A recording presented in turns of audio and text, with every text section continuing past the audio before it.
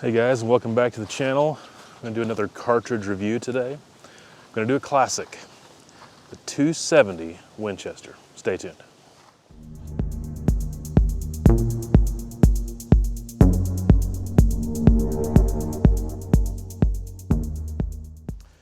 In 1925, Winchester came out with a 270 Winchester, and they put it in their new rifle, the Model 54 Winchester, which was developed from the 1903 Springfield and the Mauser 98, and it was the predecessor to the Model 70.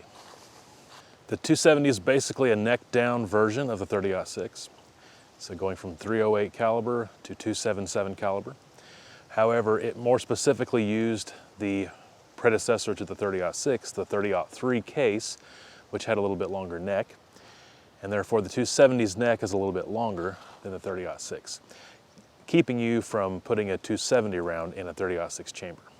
The 270 did not have immediate commercial success, but a little bit later on, when more modern scopes started to come out, people realized that the 270 was actually a pretty good medium game hunting rifle for medium to longer distances.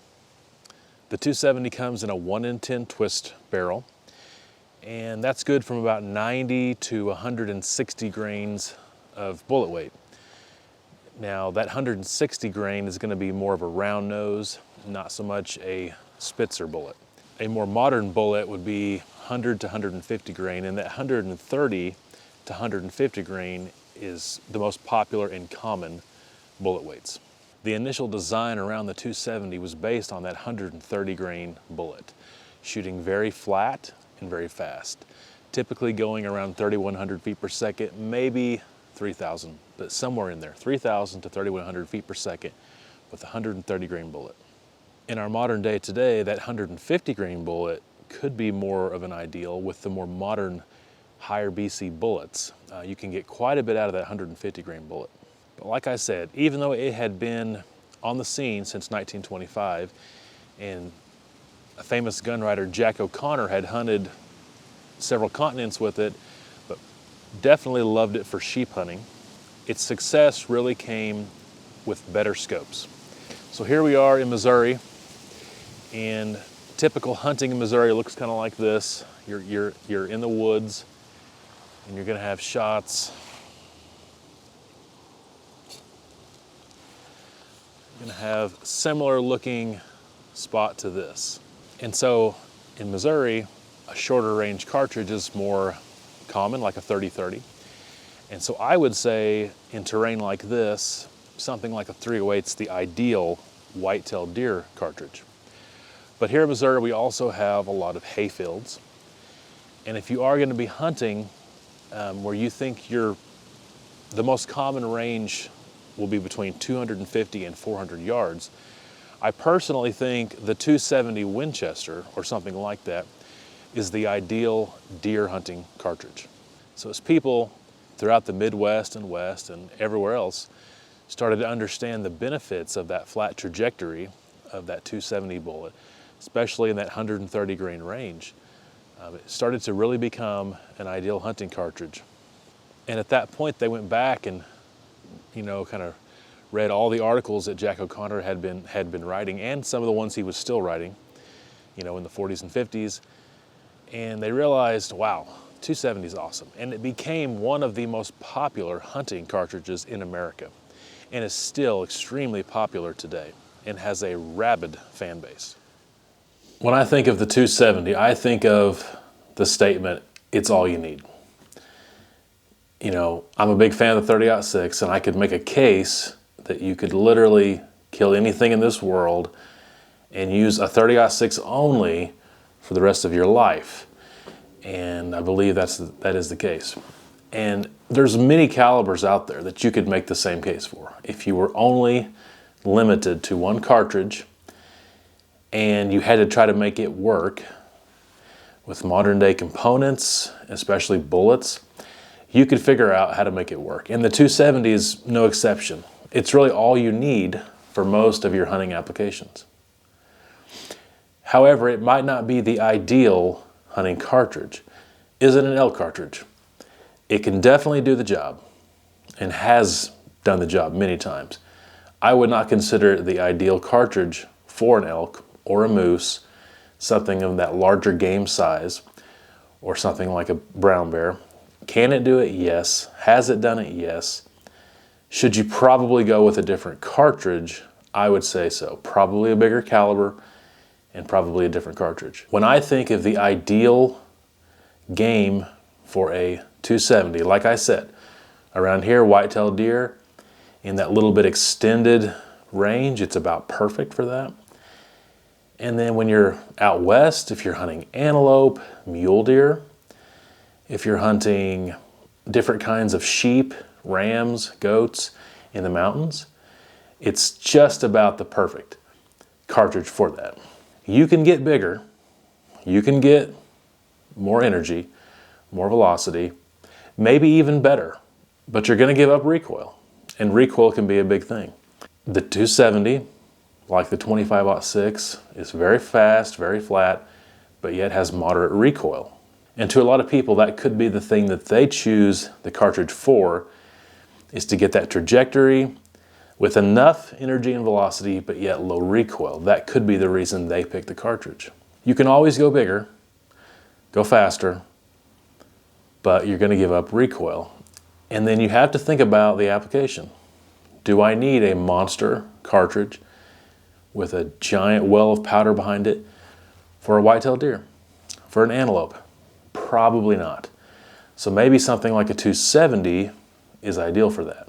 And to anyone listening, it's not that you can't take the recoil, but why do you want to have extra recoil if it's not necessary? Plus, for a follow-up shot, it's much easier to stay on target with your scope or get back on target when the recoil is less. So the 270 is fast and flat, like a 7 mag, like a 300 mag.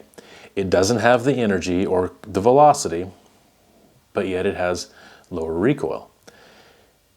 It's fast and flat like a 25-06, but with a little bit more energy. So it's kind of a nice balance point there. Let's say you're building a mountain rifle or you're buying a mountain rifle. You typically want it to be lightweight for carrying purposes. And if you're picking something like a 300 mag or a 300 Weatherby mag in a lightweight rifle, it's really going to be unpleasant to shoot. Therefore, something like a 270 could be the ideal cartridge for that because of the low recoil. And there's other cartridges too. I guess the point being, it's a very crowded field. There's a lot of other cartridges that can do the same thing a 270 can do, sometimes in a shorter action with less powder, sometimes in a bigger cartridge with more powder, but it's never really going to outshine the 270 that much. It's always going to be in the same league. It's always going to be in the same ballpark. The question is, do you need something more than a 270? Sometimes the answer could be yes, sometimes it could be no, depending on your application. We have a lot of options today and a lot of great cartridges, but it's definitely still a viable cartridge. It's definitely worth owning, worth using. But whether you use it today or not, it's undeniable that it's a classic cartridge and deserves a lot of respect. Let's look at how it compares to some other 27 caliber cartridges.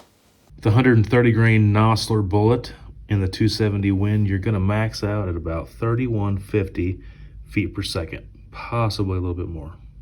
With a 150 grain Nosler bullet, you're going to max out around 2900. 270 short mag with 130 grain Nosler bullet, maxed out around 3393, so basically 3400. And out of the 150 grain, about 3200, just a little shy. Out of the 270 Weatherby Magnum, 130 grain Nosler bullet's going to top out around 3476, and the 150 grain will be around 3200.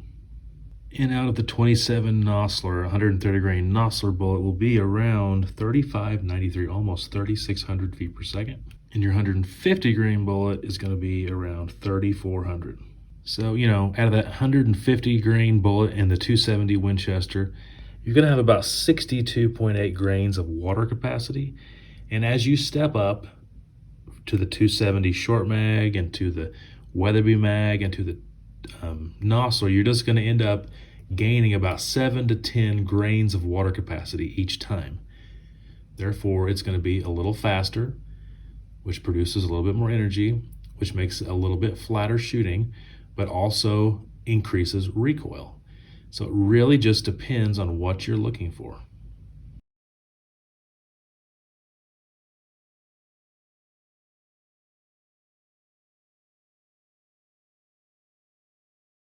So is the 270 right for you?